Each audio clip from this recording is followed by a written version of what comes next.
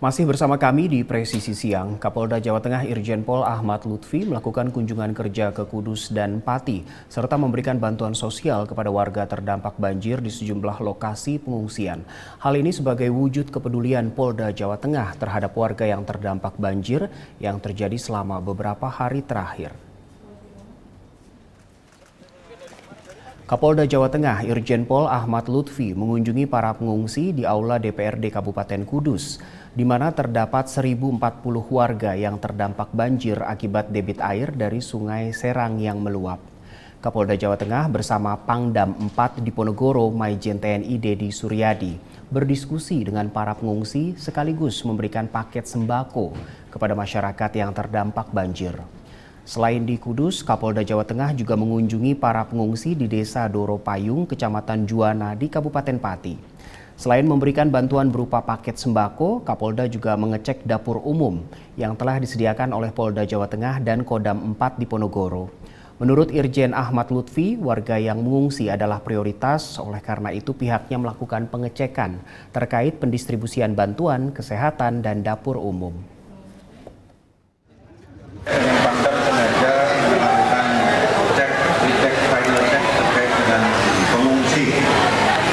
Dampak banjir itu yang paling utama adalah pengungsi. Di Provinsi Jawa Tengah sudah hampir 8 kabupaten kota yang terdampak banjir. Di 42 kecamatan di 222 desa. Jumlah pengungsi sudah 4.260 mungkin akan menambah.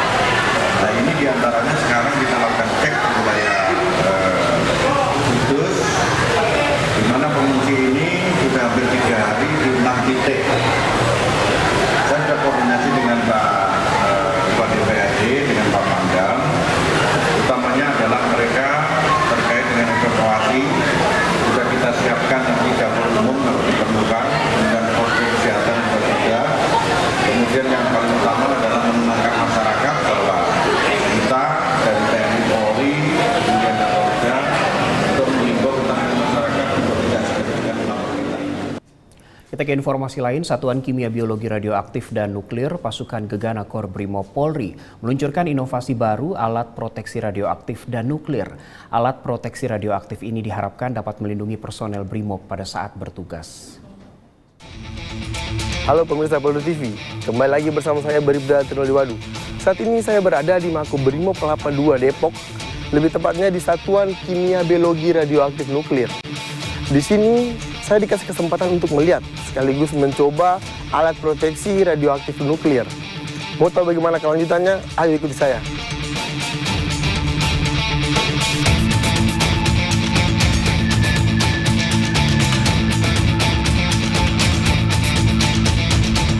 Baru-baru ini, Satuan Kimia Biologi Radioaktif dan Nuklir atau KBRN Pasukan Gegana Korps Brimob Polri mengenalkan inovasi baru, yaitu alat proteksi radioaktif nuklir di Satuan KBRN Pasukan Gegana Korps Brimob Polri Kelapa II Depok, Jawa Barat.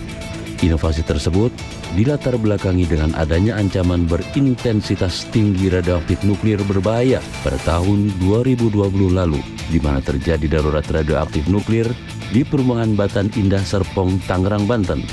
Berangkat dari peristiwa itu, Komandan Pasukan Gegana Korps Brimob Polri Brigjen Pol Reza Arif Dewanto memerintahkan personel Satuan KBRN untuk bekerja sama dengan dosen teknik nuklir Universitas Gadjah Mada Yudi Utomo Imarjoko Barnadib untuk menciptakan inovasi berupa peralatan proteksi radioaktif dan nuklir.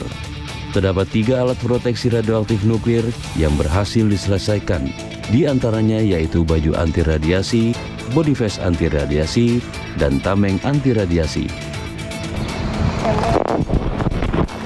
Nah, sekarang saya sedang menggunakan salah satu alat proteksi radioaktif nuklir. Untuk fungsinya kita langsung saja ngobrol bersama Komandan Ibtu Yogi. Baik, ini kebetulan yang kita kembangkan salah satu alat proteksi radioaktif nuklir yang dikembangkan oleh Satuan Kimia Biologi Radioaktif Pasukan Gegana Korps Brimob Polri. Jadi alat proteksi ini dia berfungsi untuk mampu menahan tembakan atau peluru, kemudian juga bisa mampu menahan paparan radiasi. Dari hasil pengujian Badan Pengawas Tenaga Nuklir Nasional, body phase ini mampu menahan 89%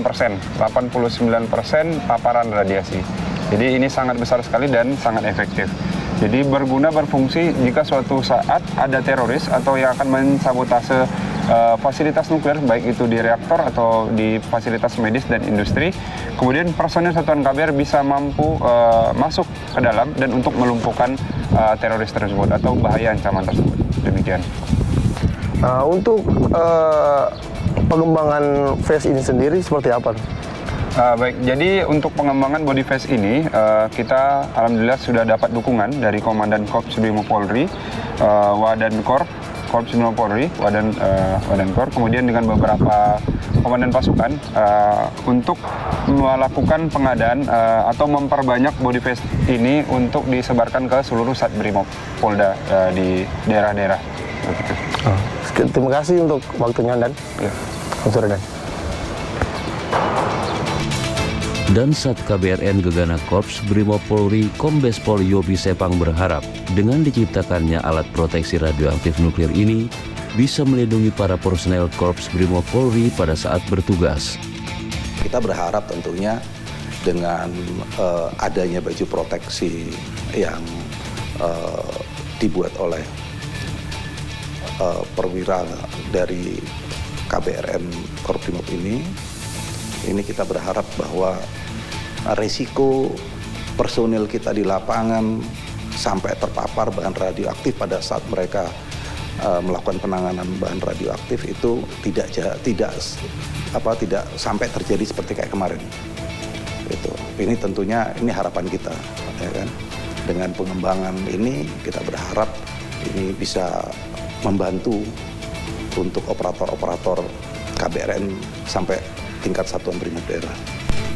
Karya cipta tersebut dibuat untuk menjawab tantangan tugas Korps Brimob Polri dalam menangani kejahatan berintensitas tinggi, khususnya Satuan KBRN Pasukan Gegana Korps Brimob Polri, dan telah dinyatakan lolos uji oleh Badan Pengawas Tenaga Nuklir. Dari Depok, Jawa Barat, Bribda Trinaldi Wadu, Christian Hendra melaporkan untuk Polri TV. Pemirsa, di Amerika Serikat ada satu-satunya restoran Indonesia yang menawarkan sajian otentik dan halal untuk warga muslim di sana. Setelah jeda berikut ini dan tetaplah bersama kami.